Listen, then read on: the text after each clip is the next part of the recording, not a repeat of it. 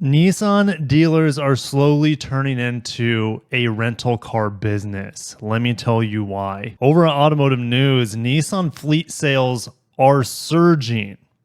You might say, hey, sales are surging. That's a good thing. Fleet sales surging is not a good thing. And we'll explain why that is. And dealers are bleeding money, and it's not looking good for Nissan in 2024. It might be a bloodbath for them. Guys, if you enjoy industry auto news updates like this, smash the like button. And maybe if we get enough likes, Nissan can convert some of those fleet sales into retail sales. Dealers are fearing a repeat in history. We know Carlos Ghosn, before he got sacked and put in prison in Japan and then snuck out through musical instrument cases to Lebanon. But before that happened, their volume was growing, but a ton of fleet sales was a part of their business.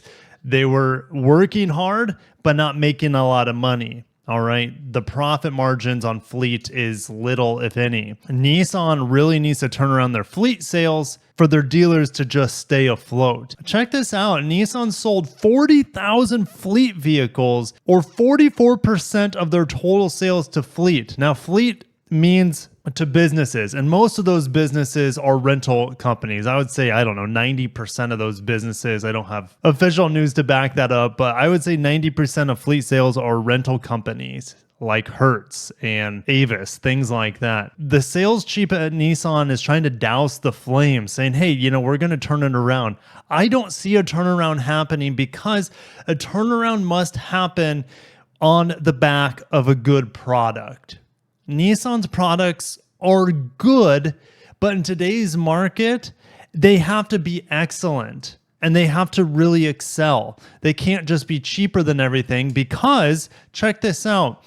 In a previous article, not that long ago, I covered this. This was back February 1st. Nissan's customers are paycheck to paycheck buyers, and the dealers need help to move excess production with extremely low interest rates that customers need right now. Low interest rates are easier said than done, and Nissan would be losing money, right? Financing is a huge part of the auto industry, and if you're giving out cars left and right with 0 or 1% financing, it's not a recipe for longevity, in my opinion. It's kind of like an immediate fix, but the long-term fix is better products.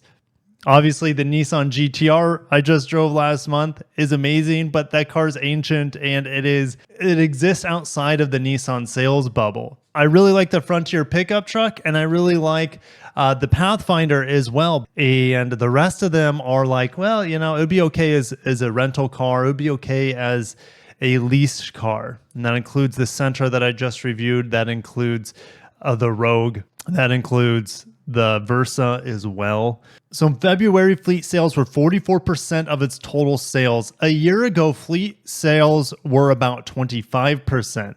Nissan's dependence on rental fleets to move metal is catastrophic for its retailers, said a dealer. And the dealer is saying Nissan is sidestepping the dealer network, in which half of those dealers are already unprofitable. A ton of them have been in the red lately. And just check out the health of Nissan here. Toyota, Kia, Hyundai, their fleet sales are less than 10%. Kia's being extremely low. Good for Kia. And this is just last year. Again, February was 44%, but the entirety of last year was 17%. So they were already about double what Toyota and Hyundai are doing for fleet sales. Now they are quadruple what Toyota and Hyundai are doing for fleet sales in early 2024. Judy Wheeler, Nissan's sales boss, blamed the elevated fleet share in fiscal 2023 partly on an oversupply of the best-selling Rogue. The best-selling Rogue, it was actually the second best-selling vehicle, I believe, in 2023. That's not a pickup truck. It was second only to, I think, the RAV4. But check out what's going on. Right back in January, I reported that Nissan is more than likely moving the Rogue back to Japan and importing all the Rogues into the United States. because they just can't make money on them, especially after the UAW situation, which is great for the workers because now they get paid more even at Nissan, even if they're not unionized. Nissan has to remain competitive. But the parts and the labor and just the supplies for the Rogue are too expensive, and Nissan can save money by making them over in Japan, shipping them across the planet, and they're still more profitable than ones made in Tennessee. Judy Wheeler goes to say the market has changed. Hybrid vehicles are seeing higher demand quicker than expected. Well, that is extremely short-sighted of Nissan. Nissan has had e-powered hybrid technology in other markets, including Europe, including Japan, including Asia, and they've never brought it to America. Hybrids are outpacing electric vehicles or fully battery electric vehicles in terms of sales growth right now, and Nissan has literally zero hybrid options. If they had e-power in the United States, it would immediately make them competitive with their vehicles. The Murano is supposed to be in 2025 or 2026, whenever it comes out, the next gen. I don't even know why they're making a next gen Murano. They should just kill it and just stick with the Rogue at this point. But supposedly that new Murano is going to have that all-new hybrid e-power powertrain for the United States market. But is it too late at that point? You could say so. It's better late than never, but Nissan just has no answer for seemingly. They thought it was going to be fully battery electric. They had the first mass-scale battery electric vehicle here in the United States with the Leaf. And speaking of the Leaf, it just became half eligible for the EV tax credit once again. I mean, it's dead. The Leaf is dead.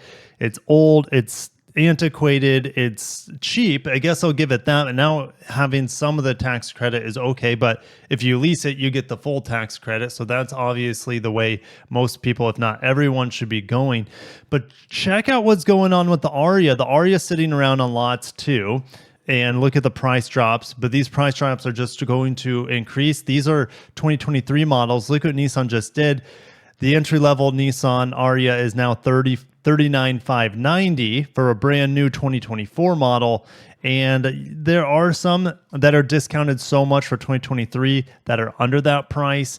But yeah, since it's built in Japan, it doesn't qualify for the EV tax credit unless you lease it. Again, leasing is the best way to get electric vehicles nowadays, in my opinion. So this is a $3,600 price drop. Some trim levels have received a $6,000 price drop. This comes right on the heels of the Mustang Mach-E getting up to $8,000 price drops. The EV market, it's just not, it's not hot. It's really cooled off. If you want an EV, most people are just going to get a Tesla for obvious reasons, right? And even though I've been driving the heck out of the Ioniq 6 this week, it's a fantastic electric vehicle. Those things are leasing cheaper than like Sonatas as well as Camrys right now. It's insane, but that's what's going on. The market's really cooled off for battery electrics. And instead, the shift for hybrid vehicles seems to have caught Nissan blindfolded.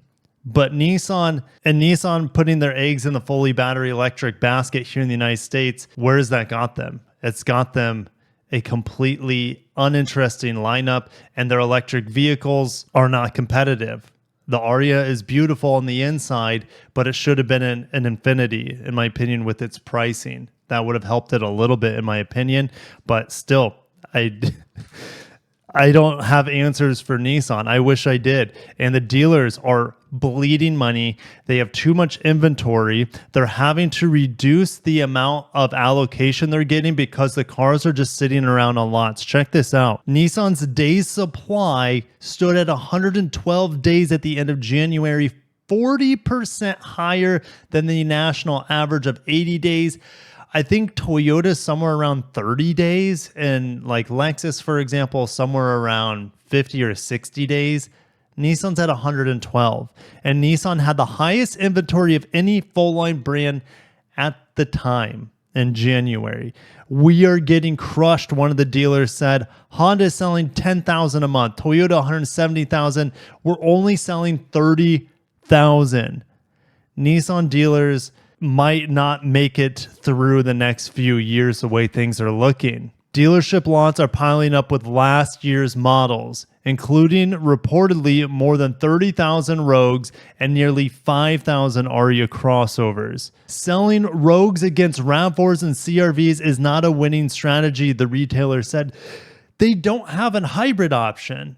That's half the market right there, if not more than half the market that are interested in hybrids to get a better driving experience, better fuel economy, and it's far more superior than Nissan's CVT situation they've had going on with the Rogue for seemingly forever at this point. And so if you're getting that electric propulsion, better fuel economy, and better reliability with hybrids, Nissan has no product for that. And this dealer is turning down inventory to keep his day supply down. If you have a high day supply, cars sit on the lots, that costs a dealer every single day a car sits on the lot, a dealer has to pay money for that individual car until they sell it. So they're actually having to refuse cars at this point because no one wants them, and they're just eating money as they rot on the lots. Dealer rot is what they call it. Our cars are not priced to where the market is showing up and buying the car. We are not selling because Nissan sales offers aren't competitive. But that doesn't seem to be the case because according to Motor Intelligence, Nissan was spending $3,210 per vehicle on incentives in February, the second highest among full-line brands. So incentives-wise, they're very competitive. Product-wise, they are not competitive. Vinay Shahani came from Lexus. He was there for quite a while as a former marketing exec, and I wish him the best. I don't know how long he's going to be there. He has stepped into a hurricane trying to figure out this situation, but this revived marketing plan has not been revealed yet under Vinay. Now, Nissan says they need to tweak their models to be more appropriate to what's happening in the market. They need to make smaller, affordable, fuel-efficient vehicles, and there is demand for that. The problem is they still don't have a vehicle like the Accord and the upcoming Civic hybrid on the affordable end that offer that same sort of fuel economy either. Before the pandemic, Nissan declared that its rental fleet business had damaged the residual values of its products and hurt dealer profitability. That's resurfacing. We'll go into that in a little bit. But they vowed to pull back on fleet and focus on retail. Before the pandemic, fleet sales were 30%. Again, February was 44%, which is not the percentage direction you want to go. During the pandemic, due to shrinking supply and high demand for vehicles, as well as pretty good incentives in the early part of the pandemic, their fleet sales were about 18 to 20%. That's a tick in the right direction. Supply has recovered across the board, and Nissan has returned to its old habits and focusing on those fleet sales to move metal. They sold 142,000 rental vehicles last year, more than double the prior year's volume. So rental fleet sales from Nissan has always been an immediate solution to get rid of excess volume to prevent the dealers from bleeding out with rotting cars on the lot, right? But there's no money. There's just no profit in selling them that way. It's just kind of to stop the bleeding, essentially. But what's going on when you sell to rental fleets, they like to have new cars. Check this out. Hertz and Enterprise, every 1 to 3 years, get new fleets. And that means their 1 to 3 year old current fleets get retired. And they flood the used car market with essentially like new vehicles. And that destroys resale values, which makes it harder for Nissan dealers to sell to current customers on their next Nissan. So it's like this self-fulfilling prophecy. It's an unending circle down to the bottom. It reminds me of the Fat Bastard quote that never gets old all these years later. I eat because I'm unhappy, and I'm unhappy because I eat. It's tough sledding. And check this out. This dealer survey came out in November of 2023. I can't believe it's been that long. But the most trusted brands based on percentage of dealers who agree. The most trusted brands are mainly Japanese, as well as Porsche, Toyota, Lexus, Subaru, Honda. All Japanese companies are the top 4 most trusted brands. I mean, Mazda's not in that top 5. Nissan, in fact, is in the bottom 5. In fact, the second from the bottom, just behind Ford, and Infiniti, likewise, because they're a Nissan company, is in the top 5 bottom as well. Dealers cannot trust Nissan, and it doesn't look like there's any fix in sight. And gosh, I feel like this is a cherry on the top, but Nissan dealers were charging over sticker price during the pandemic, right? Most dealers were, because they could get away with it due to limited production and over demand from the customer. And they're saying those customers are already underwater. And because Nissan is so fleet heavy, the residual value just plummets on their cars. And the customers are never getting out of their Nissan. They're underwater, just like the dealers are seemingly underwater. And it all comes back to product, in my opinion. Nissan didn't invest in hybrids. That's where the current market is really strong. At least they didn't invest in hybrids for the North American market, and they kept their e-Power series hybrid technology offshore for Europe, for Asia, other markets. And that's seemingly where Nissan could really benefit. It would sidestep their reliability issues with their CVT transmissions, and it would give them better driving vehicles, it would give them more reliable vehicles, and it would give them more fuel efficient vehicles and more powerful vehicles too, and just an overall smoother driving experience. And unfortunately, Nissan cannot figure this out, and I don't know how this is going to end for them.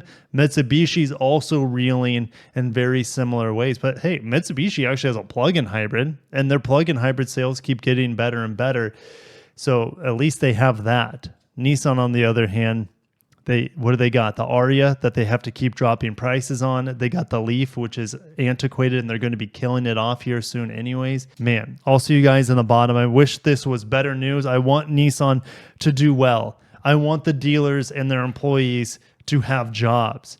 And the future of Nissan in America, I don't know. That's a big question mark. If you guys have the ultimate remedy, comment down below. If you think you have an answer how Nissan can fix this and fix it fast, comment down below. They can't figure it out, and implementing hybrids in their lineup is going to take forever. Have a great day, guys. Smash the like button as well if you want to see Nissan survive. But I hate to be such a doom and gloom person, but I just don't see any upside here for Nissan at this point in time. Subscribe for more. I'll catch you in the next one. Peace.